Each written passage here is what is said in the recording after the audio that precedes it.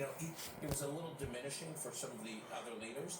And why did Netanyahu need that? They hosted Trump for half a day in Jerusalem, and they were sort of they didn't need to do.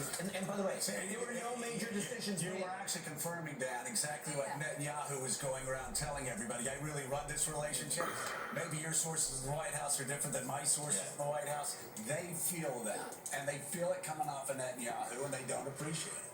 Yeah, they just don't. I think there's a tendency to, again, get caught up in the minute-to-minute, these Axios reports. There's an angry phone call. You could say that about any, you think that's not the case for any relationship between Trump and every foreign leader? Yeah. If you just look at the trajectory, regardless of what people may think of Trump on any other issue, you look at the trajectory in his first presidency and this presidency, whether it was relocating the embassy to Jerusalem, whether it was taking out Soleimani, whether it was a maximum pressure campaign against Iran, whether it was working with Israel to go to war against Iran, whether, I'm just saying, you talk to people close to Donald Trump and start giving Benjamin Netanyahu credit for everything, they very quickly brush it away. I go, he couldn't do anything without us, and they've been saying that for about a decade. I think he says the same thing. Netanyahu says the same thing. He says we couldn't take out the nuclear reactor without the U.S. I mean, Netanyahu says that. Very good.